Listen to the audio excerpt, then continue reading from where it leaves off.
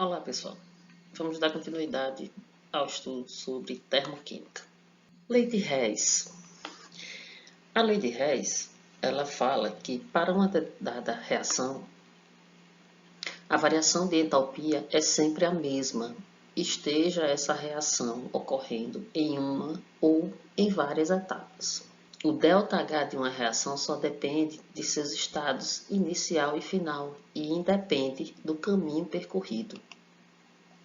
A gente tem aqui, por exemplo, uma reação que está acontecendo, transformando, por exemplo, o composto A em composto B. E aí eu tenho dois caminhos. Eu tenho o caminho Q1, que é um caminho direto, que sai de A para formar B. E eu tenho um segundo caminho, ou um outro caminho opcional, que é o caminho que passa por X, que é eu transformar A em X e depois eu pego X e transformo em B.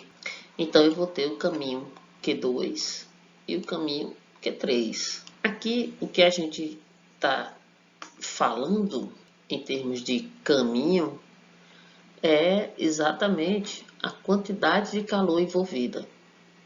Então a gente tem que a quantidade de calor envolvida nesse caminho 1 aqui, no Q1, pode ser calculado tanto diretamente, como pode ser calculado a partir da soma dos calores envolvidos nos outros caminhos. Então, o que a gente tem, por exemplo, é que o calor envolvido aqui em A, se transformando diretamente em B, Q1, ele vai ser igual à soma, por exemplo, dos calores de Q2 e Q3. É o que a gente tem exatamente escrito aqui. A variação da entalpia da reação depende apenas dos seus estados inicial e final. Então, por isso que não vai importar qual caminho que eu estou seguindo. E aí, então, graficamente, o que a gente tem é, eu tenho uma entalpia aqui inicial, entalpia 1. Eu tenho uma entalpia 2,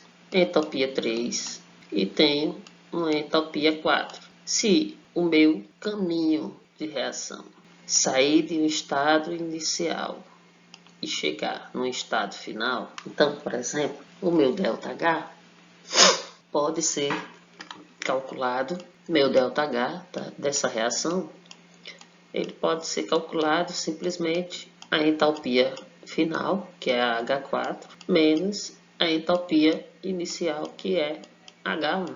Mas eu posso também obter esse ΔH como a soma cada estágio percorrido.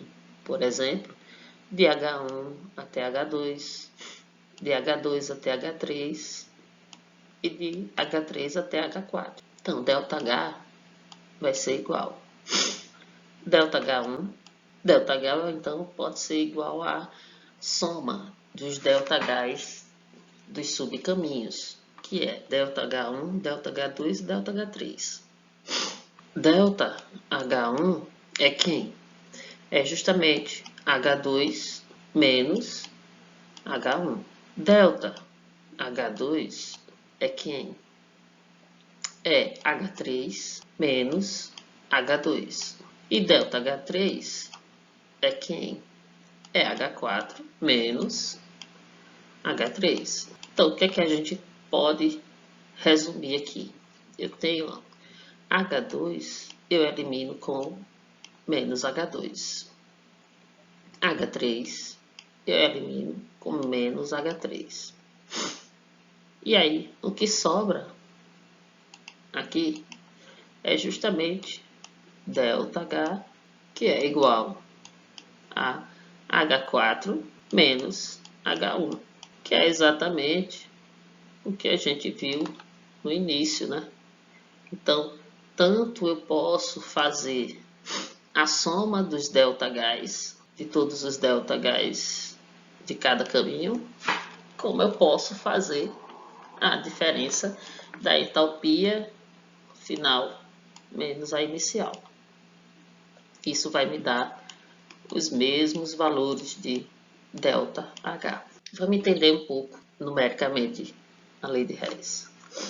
Então a gente tem aqui a lei de Hess sendo aplicada para, por exemplo, a reação de combustão do carbono grafite. Então eu tenho carbono grafite mais oxigênio, que vai estar se transformando em CO2. Aí eu tenho duas opções de caminho.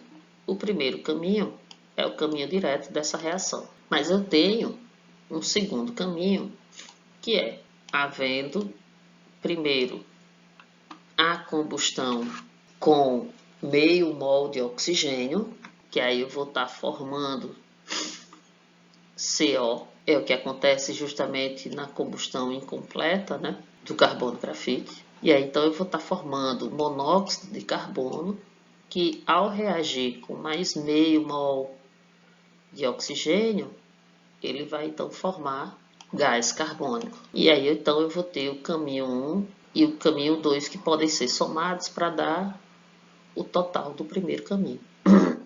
Então aqui a gente tem, fazendo o cálculo do ΔH, da variação de entalpia, no primeiro caminho, a gente vai ter que carbono grafite mais oxigênio, dando CO2, vai me dar um ΔH de menos 393,3. O segundo caminho, carbono grafite reagindo com meio mol de oxigênio para dar o monóxido de carbono, eu tenho uma entalpia de menos 110,3 kJ. Esse mesmo monóxido aqui, ele vai então reagir com mais meio mol de oxigênio, formando o gás carbônico. E aí eu vou ter essa entalpia envolvida. Ora, o que é que eu posso fazer? Se eu somo as duas equações, eu vou ter exatamente o carbono, monóxido de carbono, ele pode ser eliminado com esse outro monóxido de carbono, porque eles estão em lados opostos das reações, né? Das setas. Um é reagente e o outro é produto. E aí eu vou ter carbono grafite como resultado da reação. A gente vai ter carbono grafite. Eu vou ter meio mol de oxigênio com meio mol de oxigênio, vai me dar exatamente 1 mol de oxigênio, que é exatamente o que a gente tem aqui em cima, 1 mol de oxigênio. E vai sobrar o CO2, porque esse CO aqui já foi eliminado, então sobra CO2, que nem este aqui. Então a gente tem, ó, grafite, ao somar essas duas equações aqui, a gente vai ter justamente a mesma equação aqui de cima. E aí, então, se eu tenho a mesma equação de cima, eu posso somar esses ΔHs e obter exatamente o valor do ΔH final dessa reação. Ao somar, a gente vai ver que vai dar exatamente este valor aqui, que é de menos 393,3. Então, somando os ΔHs 1 e 2, a gente tem exatamente o valor do ΔH total. Então, tanto faz eu percorrer na reação esse primeiro caminho, como percorrer este segundo caminho, que envolve duas entalpias. Graficamente, o que a gente tem é justamente o primeiro caminho, que está sendo representado aqui por este ΔH aqui. Então, eu tenho justamente o estado inicial e estado final. Este é o primeiro caminho, que é exatamente o ΔH. E eu tenho o segundo caminho, né, que nada mais é do que a soma das subreações, que vai então formar o CO2.